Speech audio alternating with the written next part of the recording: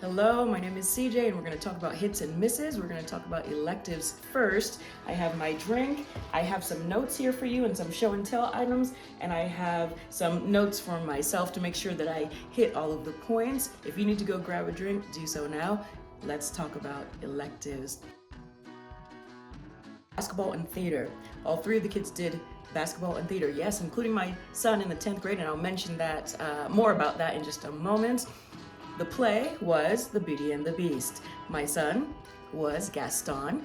My two girls were featured dancers, and my daughter in 8th grade was the Enchantress. It was phenomenal. They loved it to pieces. Loved it to pieces. The girls at least have always loved theater, and so this is their fourth play. Basketball, a hit. They will continue to play. They will continue to play, and they all have grown so much in basketball. It was so neat to see all three of them in theater, and of course the girls were just ecstatic because their big brother joined theater as well. My 8th grader participated in cross country and she did phenomenal. This was her first time doing something like this, and she had a grand time, from the meets to the practices to everything in between, the camaraderie. She really enjoyed herself. This upcoming season, she won't be doing cross country, but it was a hit for her. Let me show you this life skills yellow book that I've recommended several times. We have enjoyed this and are going to continue to enjoy it. By all means, you can probably finish this, in a week of reading, but we take it bit by bit and do little by little, along with any other life skill that I think as I am doing things around the house. We paired it with this one this year. Oh, come back here. We paired it with this one this year, the Thinking Trees Life Skills Activity Book, and it pairs really nicely together, actually. And there are some things in here that I thought at one point, this is a little kiddish, but in reality, for 7th, 8th, and even my 10th grader, it has worked really well, and it works really well with this book. Maybe they can collab later on one day, these two companies. But anyhow, Life Skills has been a treat to be able to teach them my version of home ec, and so this is a hit. The Critical Thinking Company. These two books we've used as an elective alongside some of our other thinking skills items, and this company, they write so cleverly, and these books send my kids for a loop. They think it's fun. They like when it's time to do these books, and we tend to do it together, and then I send them off and they can come back and turn it in after a week. Sometimes I'll have them work on this together because some of these mysteries are not that easy to solve. And so I like that it works different parts of their brains, and they love it. It's a win-win. Hits for this and this. Hymn studies, apologetics, Bible classes, memorization, all were hits. All of the electives so far have been a hit for all three of my kids. And we'll touch base on a few different ones for my son in just a moment. American history was a hit. We did a lot of projects, read a lot of books. We used Guess Hollow a little bit here and there. We used BJU, and then we used all of these other resources, articles, and books so that they can just get a well-rounded American history education. I do that with history. I've been doing that for years now, and the main reason is that I was taught just one cookie cutter way. Whatever was in that big, thick book was all there was to history. And then I grew up and found out that there were so many other things that were missed. I know that I will always teach history this kind of way, where I piecemeal things together. But for this year, BJU, Guest Hollow's American History, and a lot of the other things that I put together, like Lies Your Teacher Told You, articles, going to National Archives and looking at their documents, and just all of these things, news articles, listening to news programs, so forth and so on. It was a hit. It was a hit all day. Okay, so anatomy and physiology, almost the same concept. We used this book, and we also used this book. And we used a plethora of other books from the library, from online bookstores, from articles to hands-on projects, dissections, all of those different things, and it was an absolute hit. It's a fun subject, so yeah, they enjoyed it. Some of the dissections were a little queasy, you know, like taking apart a sheep's heart and things like that, but we got through it. My 7th grader did The Art of Problem Solving Pre-Algebra. Same looking book, but a different title. It would say Pre-Algebra. And then my daughter actually will get a high school credit because she did The Art of Problem Solving and she did Algebra 1, which is the first half of this book. Okay, and it was a hit. They both started with Beast Academy, and Beast Academy trained them so well, so well, to enter Beast Academy's next phase, which is the Art of Problem Solving. So I cannot recommend this enough. They did that course through Well Trained Mind Academy. Looking at my notes, we now need to talk about a miss or two. 7th grade language arts. You know, I don't know. I'm not going to throw in the wrench on language arts. I can't because it is a needed subject.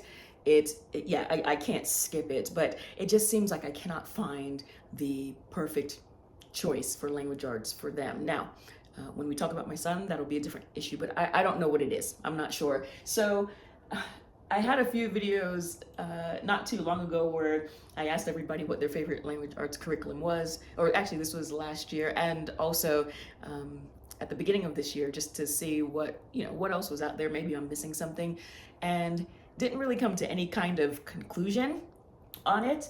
I knew that IEW and Fix It, which is what we were using before, we needed a break from that. As good as it is, we needed a break. It was getting a little monotonous, it was getting a little dull, it was boring, and I just used all the same words that kind of mean all the same things, but we needed a break, and so we put that to the side, and we started The Good and the Beautiful, and that's been working so well so far, and we're gonna continue with that until further notice. IEW and Fix It, we just needed a break. That's our miss. The Good and the Beautiful, so far so good.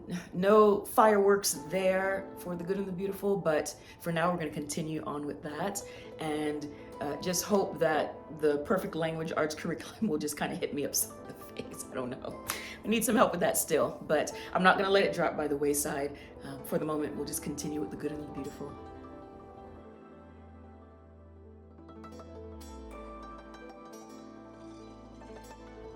If you can relate to the language arts humdrum of what am I going to use, right? Or this particular curriculum, or that it's not the perfect one, which I guess in reality, what curriculum is going to be 100% that you don't tweak it, right?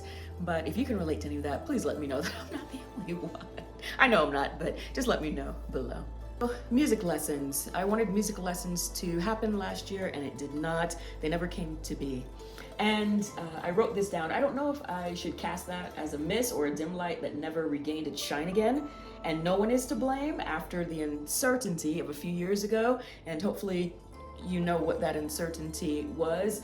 There was a time period that the girls were playing the piano, the ukulele, the violin, and then all of a sudden everything shut down and you had to find a different way to attend music classes and so forth and so on, and the companies had to do the same.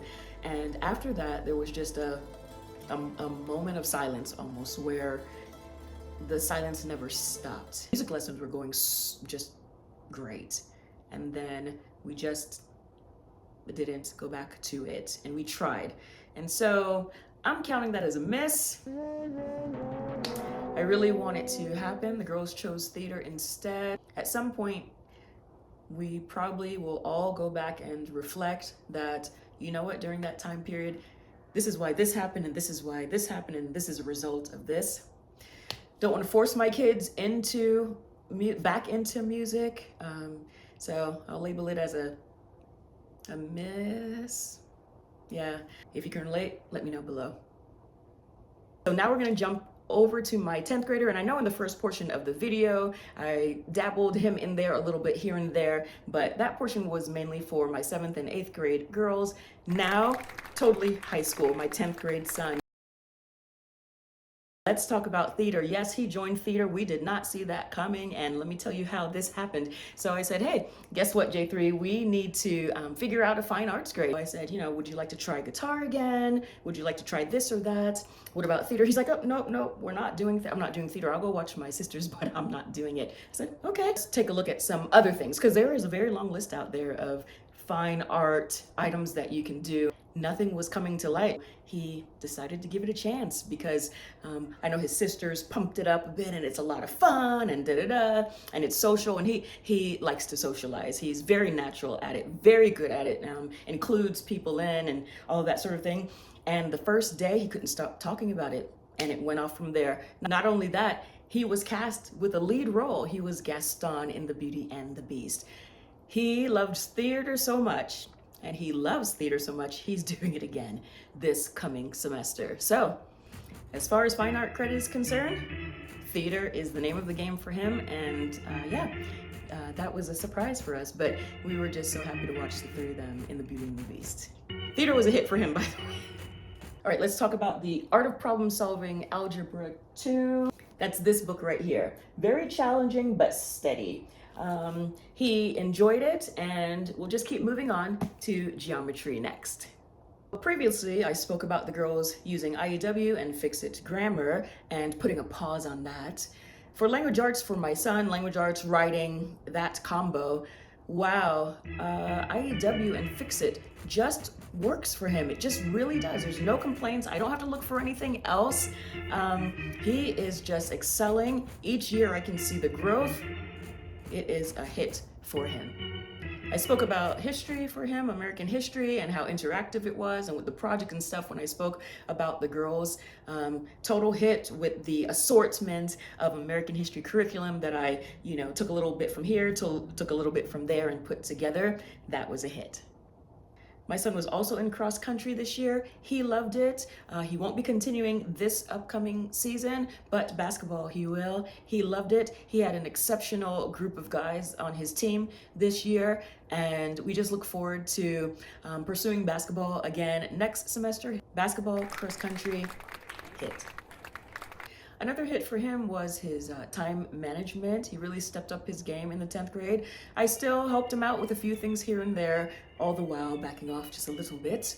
I have to say, I can see the growth. And the 9th grade year was so shaky. It was shaky for me because I was scared of the whole package deal of, wow, I have a high schooler. And I just thought I wouldn't get out of the 9th grade. But then I had to think a few months in, I never thought I'd get out of the baby stage either, changing diapers and the crying and whatnot. And now look at where we are. And so once I got that in my head, I realized, he's going to grow. He's going to make some mistakes. I'm going to make some mistakes, so forth and so on. And I can see the fruits of all the labor in the 10th grade. And so I look forward to the 11th grade, 12th grade year, and so forth and so on with him. I do. We're having a good time here. It's not always easy. Do not think for 1 minute that high school is easy, or that I'm making it seem like my kids are perfect, or that sort of thing. I posted a few videos, some shorts on, I know one called Today Was a Hot Mess, or Monday Was a Hot Mess, and dealing with just tween and teen issues there, and a few others as well. But I think I know if you put your mind in the right mindset, my teen is amazing. They are growing, and I can help them. I can help them along all of these things that are happening in the world and in their heart and in their mind and with their schooling. If you look at it that way, all of the fun that you can have, and the gift it is to nurture a teen. If you change your mindset away from what the culture wants you to think. Oh, they're just snotty. Oh, they're obnoxious. They complain all the time. They always just want money. They just want to hang out with their friends. If you get away from all of that negative stuff, you'll just see the beauty in being around them and being in this season. So we are enjoying it. It's not all peaches and cream, the homeschooling high school years, or parenting a teen, but I can just say with joy, it's just, I don't know, I'm just really enjoying all of what it brings. Chemistry, here we go. Chemistry was a hit, a double hit. We started last summer with Guest Hollow's Chemistry in the Kitchen 4-week introductory course. Now that course is only available if you purchase the entire curriculum. We use that 4-week course over the summer. Here's one of the books in the Chemistry in the Kitchen. And on the screen here, I'll show one of the projects that my son worked on during that 4-week introductory course. Chemistry in the Kitchen is perfect for the student who doesn't like math, doesn't like science. They need the chemistry credit in order to graduate, and perhaps they're not going to be a chemist later on or a scientist. It is a fun course. And the 4-week introductory course is just as fun. So we started with that. And then we had just a few other students who needed chemistry locally. And so my son joined forces with those kids, and we were able to have someone local who is an actual scientist, engineer, that sort of thing, teach a mini class, which made it all the more better because you have some people around you that really understand, or especially the teacher that really understands what they're doing. So he really enjoyed it. But I can tell you that the Chemistry in the Kitchen, I have heard wonderful things about it, and I'm so glad that we purchased it so that we can use the 4-week introductory course to help prepare him. It's perfect for that child that doesn't know anything about chemistry, or they might need a little bit of a refresher. I would encourage you to take a look at that. The actual chemistry book that was used is kind of an old school one, and this is the one that the teacher used in the class. And I wanted to just share with you some lab notes or two. This is a lab report, and this is, let's see, 3 pages long, and I need a copy of this to go with his documents that I need to save.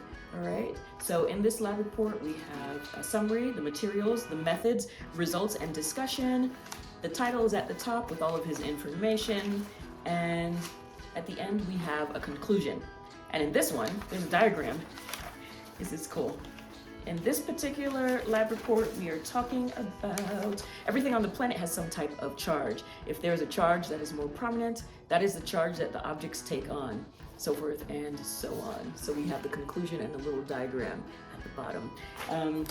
He really enjoyed it, really did. Now, I know that the lab reports take some time to do, and he has, I don't know how many here, really, there's a lot.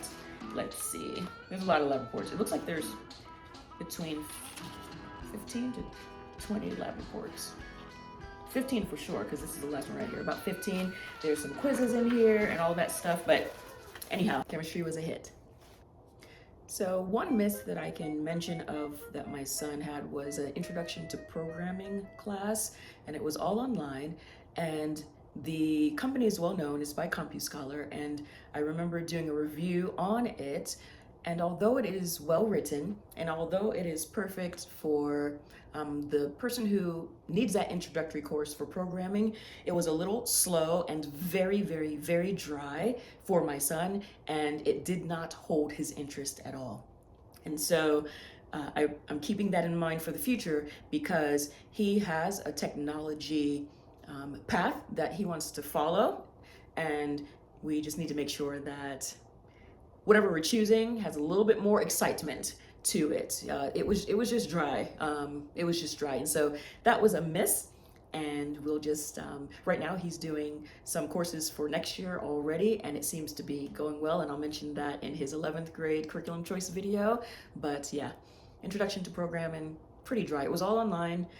It was just dry. It will be good for others, just was not a fit for my son. All right, I feel like I've missed something.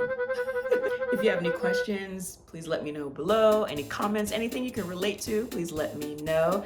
If you like what you've heard, give it a thumbs up, as well as subscribe, because I have curriculum choice videos coming up and all sorts of other things as well. A lot of chats that I've already recorded that are coming up that I'd like for you to hear. And yeah, we'll see you next time.